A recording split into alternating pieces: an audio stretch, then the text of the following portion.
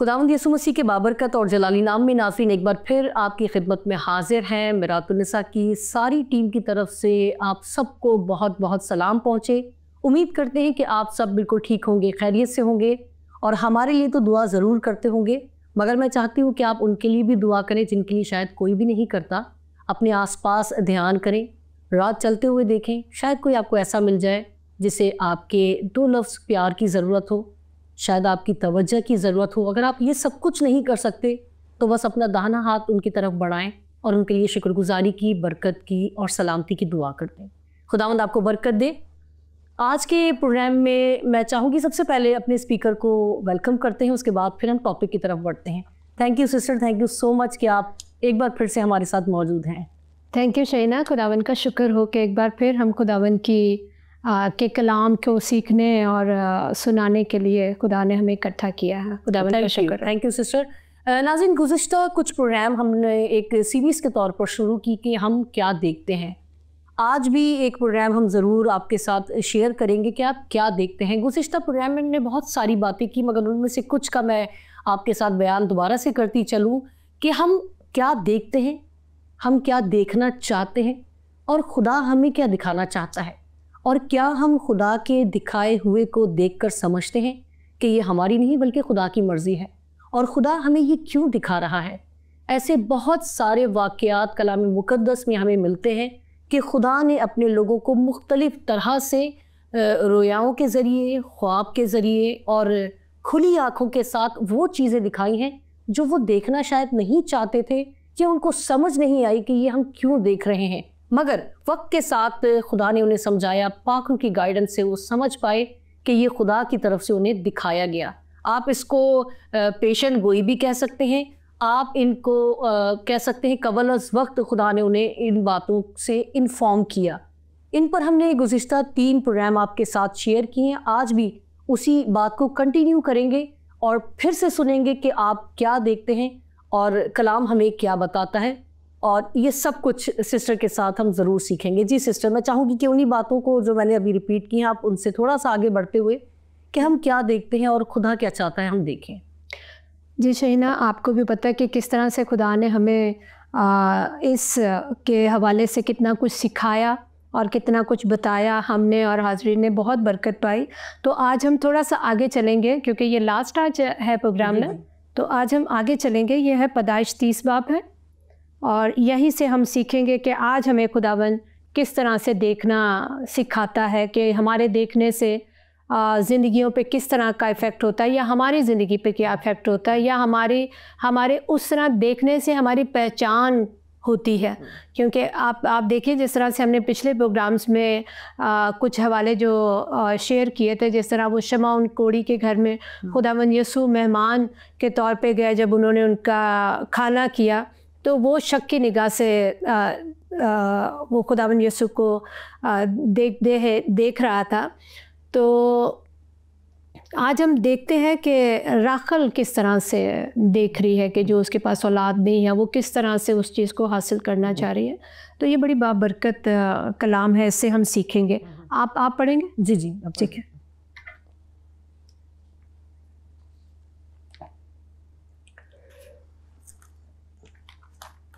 खुदावंद के पाक कलाम में पैदाइश 30वें बाब की 3री आयत से लेकर 8वीं आयत तक हम पढ़ेंगे। उसने कहा, देख मेरी लौंडी बिल्हा हाजिर है, उसके पास जा ताकि मेरे लिए उससे औलाद हो और वो औलाद मेरी ठहरे। और उसने अपनी लौंडी बिल्हा को उसे दिया कि उसकी बीवी बने, और याकूब उसके पास गया और बिल्हा हामला हुई और याकूब से उसके बेटा हुआ। तब राखिल ने कहा कि खुदा ने मेरा इंसाफ किया और मेरी फरियाद भी सुनी और मुझको बेटा बख्शा, इसलिए उसने उसका नाम दान रखा। और राखिल की लौंडी बिल्हा फिर हामला हुई और याकूब से उसके दूसरा बेटा हुआ। तब राखिल ने कहा, मैं अपनी बहन के साथ निहायत ज़ोर मार कर कुश्ती लड़ी और मैंने फतह पाई, सो उसने उसका नाम नफ्ताली रखा। आमीन आमीन। अब आप देख रहे हैं कि इस कलाम से हम क्या सीख रहे हैं, क्योंकि राखिल जो देख रही थी वो अपनी बहन को हसद और जेलसी के साथ देख रही है। फिर आप देखिए कि वो उस चीज़ को हासिल करने के लिए उसे औलाद चाहिए थी ना, तो वो उस चीज़ को हासिल करने के लिए याकूब से कहती है कि मेरी लौंडी को तू ले ले, ठीक है।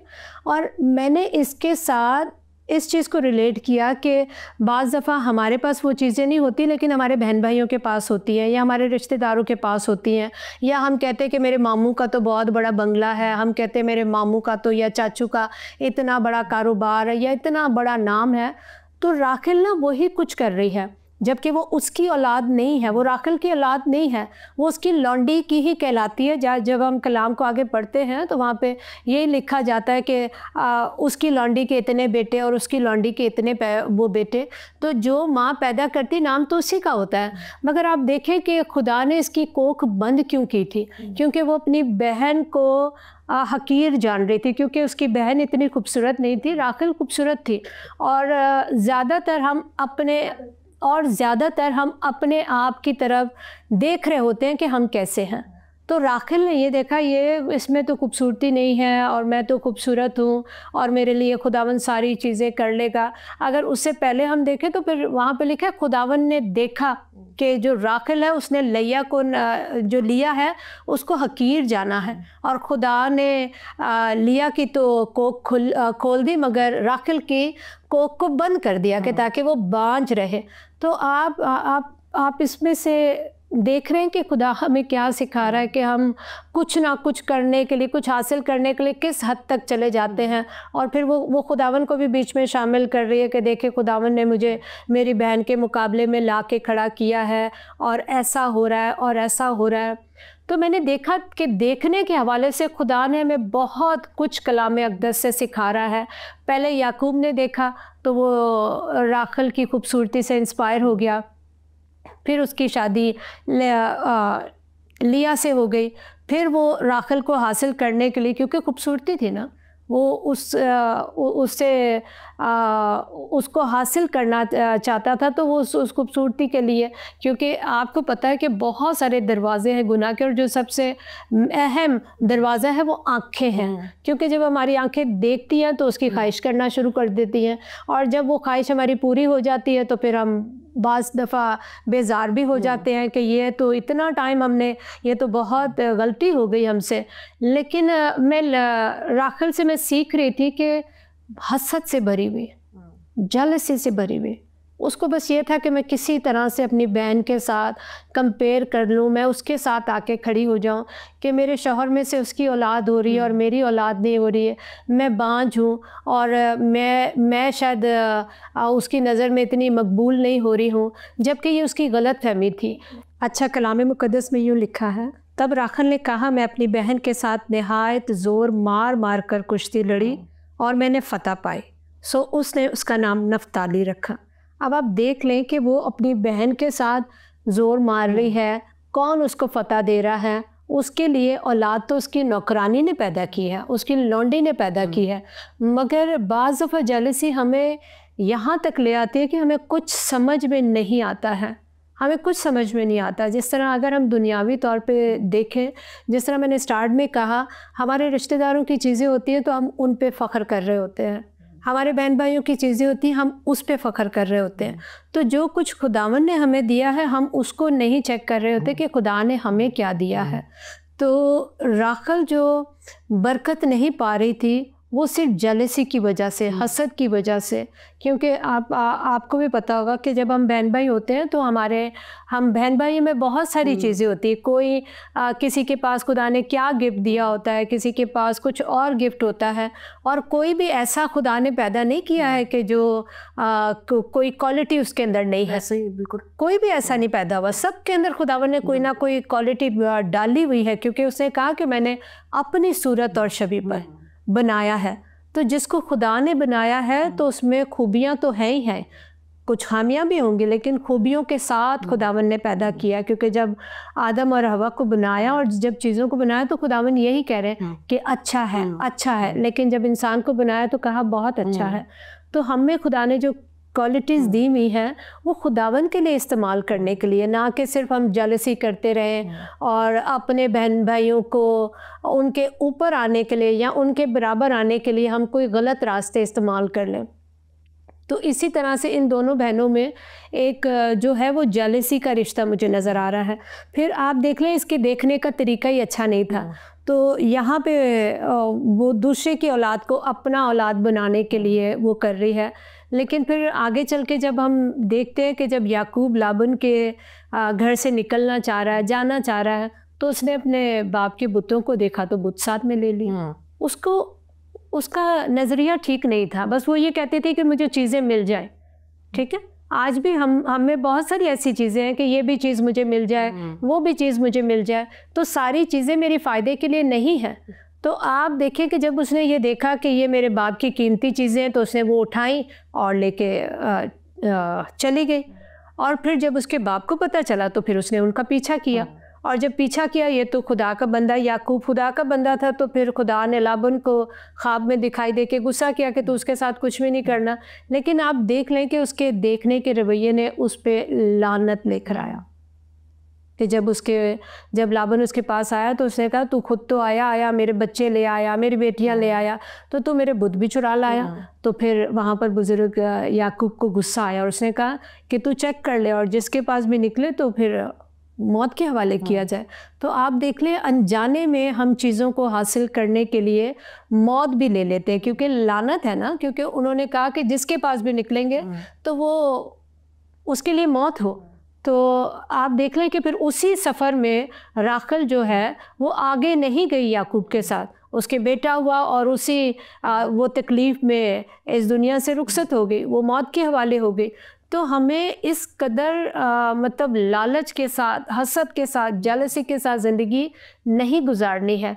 कलाम में भी लिखा है जितना आपको दिया गया उस पर एतकाद करके, शुक्रगुजारी करके उसी में हमें गुजारा करना है। और आप ये देखें कि बहुत सारे लोग हैं कि सब कुछ हासिल करने के लिए अपनी ज़िंदगियों को बर्बाद कर लेते हैं। अगर हम दुनियावी तौर पे देखें तो पिछले दिनों में कितनी बड़ी कश्ती, कितने ज़्यादा लोग थे अच्छाई के लिए, जबकि वो अपने मुल्क में, अपने घर में अच्छे ही हालात में थे, और इतना पैसा दे के और ज़्यादा अच्छी ज़िंदगी हासिल करने के चक्कर में उन्होंने किसको गले लगा ली? मौत को।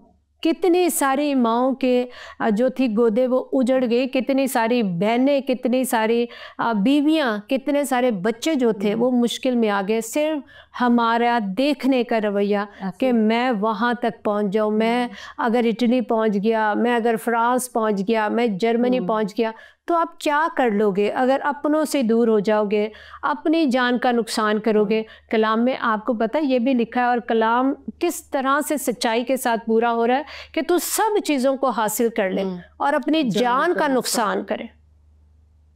कितनी ज़बरदस्त बात है कि हम सब चीज़ों को हासिल करते हैं मगर हमारी ही जान नहीं रहती उन चीज़ों को क्या इस्तेमाल करने के लिए। अब वो कितने ज़्यादा लोग इस दुनिया से रुखसत हो गए अच्छी चीज़ों को हासिल करने के लिए, लेकिन अपनी कीमती जान का उन्होंने नुकसान कर लिया। तो कितना ज़्यादा ज़रूरी है कि हमें किस तरह से देखना चाहिए। हमारे देखने का जो डायरेक्शन है ना वो बिल्कुल ठीक होनी चाहिए, क्योंकि देखने से ही हमें उखाइशें होती हैं, देखने से फिर हम उसको पूरा करने के लिए तग दौड़ कर लेते हैं। हम कहाँ से कहाँ पहुँच जाते, कितने सारे रिश्तों को हमें छोड़ना पड़ जाता है। तो देखना बहुत सख्त ज़रूरी है। आप कुछ सवाल करना चाहते हैं? जी, मैं यही, आप जब अभी बात कर रही थी कि वो जिस तरह भी आपने जो ज़िंदगियाँ कश्ती पे गैर कानूनी तौर पर, और जबकि हालांकि उन्होंने पैसे दिए हैं मगर वो जो प्रोसेस था वो लीगल नहीं था। तो ये चीज़ें बड़ी मैटर करती हैं। हम शायद ये समझ रहे होते कि हमने तो पैसे दिए तो ये शायद हमारे लिए जायज़ हो गया काम। बहुत सारे माइंडसेट ऐसे हैं कि हमने एजेंट को इतने लाख दे दिए तो हमने तो अपनी तरफ से बेस्ट किया या कह लें जायज़ किया है, मगर वो प्रोसेस जिसके लिए आपने दिया है वो भी बड़ा मैटर करता है कि आप जिस प्रोसेस के थ्रू जा रहे हो वो तो इलीगल है। आप अपनी गवर्नमेंट के खिलाफ इन चीज़ों को हासिल करना चाह रहे हैं। तो यहाँ पर मैं आप ही की बात को कंटिन्यू करते हुए कि हमारी आंखें जो हैं, जो हम देख रहे हैं, वो शायद आप पैसे देकर तो उसको जायज़ करना चाह रहे हैं, मगर वो जिस तरह से हासिल हो रही है या जिस रिसोर्सेज से आप तक पहुँच रही है वो शायद इलीगल है। तो इन चीज़ों को खुदावन में रहते हुए ही आप समझ सकते हैं, आप इसको सीख सकते हैं कि खुदावन की क्या मर्ज़ी है। अगर हम इंतज़ार कर लें, और इंतज़ार करना मैं समझती हूँ हमें तो पसंद ही नहीं है, किसी भी टाइम पे आप देख लें, अगर आप बस स्टॉप पे खड़े हैं तो आपको बस का वेट करना, इंतज़ार करना पसंद नहीं है। या आपको अब तो इतनी चीज़ें फास्ट हो गई हैं, आपने किसी चीज़ का ऑर्डर किया है तो वो रिप्लाई आने में शायद टाइम लग गया, वो आपको बड़ा फ़ौरन दूसरी चीज़ों में हम चलो इसको छोड़ो, इसको कैंसिल कर लो। इस तरह से बहुत सारी चीज़ें कि हम इंतज़ार नहीं करते। तो बेहतरीन वक्त वही है, या बेहतरीन काम भी वही है कि हम खुदा की मर्ज़ी का इंतज़ार करें, और ये वही कर सकते हैं जो खुदावन में है, जो खुदावन में पैवस्त है, या जो खुदावन की मर्ज़ी को सुनने और सीखने और देखने के आदी हो चुके हैं। बिल्कुल शहीना, ये जो भी आपने बात की ना कि गैर कानूनी, तो आप देख लें कि वो गैर कानूनी अगर नहीं होते तो दुनिया उनकी हेल्प के लिए आ जाती है ऐसे। और जो वहाँ पे बड़े बड़े रिडार लगा के चेक कर रहे होते हैं, अगर उनको पता होता कि ये कानूनी तौर पे यहाँ से क्रॉस हो रहे हैं तो वो तो फ़ौरन मदद के लिए आ जाते हैं। जिस तरह ख़बरों में चल रहा था, पता नहीं कोई बहुत गहरी जगह पे वो चले गए थे, तो कितनी सारी टीमें वो 2 लोगों को या पता नहीं 1 आदमी को बचाने के लिए आ गई, मगर वो यही कहते कि इतने सारे लोग क्यों नहीं नज़र आए। तो आप देख लें, जो हमारे पास कलाम अक़दस है, कलाम मुक़द्दस है, ये लॉ की किताब है।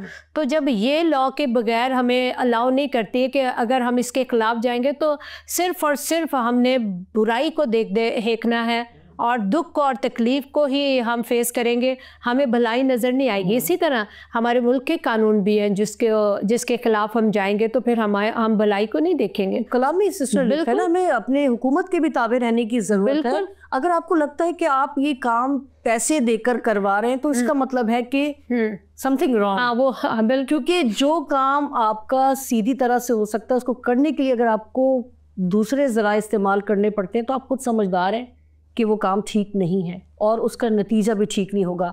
और अगर आप चले भी जाएं किसी तरह से, क्योंकि इब्लीस भी आपको जो है वो वहाँ से निकाल के बताता है कि देख, हाँ, तू बहुत सक्सेसफुल है या तू वहाँ था तो ऐसा था। बिल्कुल, तो आप सक्सेस ज़रूर हासिल कर लेंगे, मगर मुश्किलात आपकी ज़िंदगी से कभी भी दूर नहीं होगी। और शायद आप बहुत पैसा भी कमा लें, मगर वो जो अंदर पीस आपको चाहिए, जो खुशी, जो इत्मीनान आपको चाहिए, वो आपको हासिल नहीं होगा। तो फिर समझ जाइए कि गड़बड़ है और खुदा का पाक साथ नहीं है। तभी आप मुतमईन नहीं हैं, आप खुश नहीं हैं, आप मसरूर नहीं हैं, आप अपनी फैमिली से भी दूर हैं और शायद बहुत सारी बीमारियों में भी मुब्तला हो रहे हैं, बहुत सारी डिज़ीज़ में आप शायद सर्वाइव कर रहे हैं।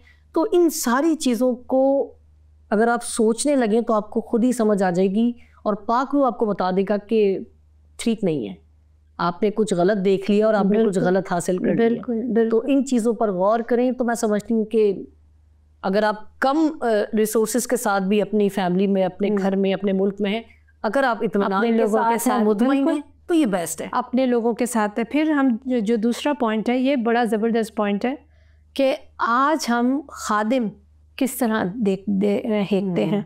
तो ये अमाल 19 बाब है, अगर आप इसको तिलावत कर लें। जी, खुदावंद के पाक कलाम में से नए अहदनामे में से अमाल का सहीफ़ा देखते हैं, उसका 19वां बाब, उसकी पहली और दूसरी आयत लिखा है।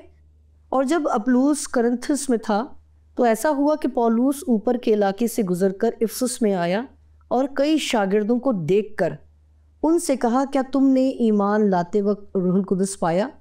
उन्होंने उससे कहा कि हमने तो सुना भी नहीं कि रूहुल कुदस नाजिल हुआ है। आमीन। कितना ज़बरदस्त देखना है, ठीक है, कि वो पूछ रहा है कि जब ईमान लेकर आए हो तो क्या रूहुल कुदस पाया है।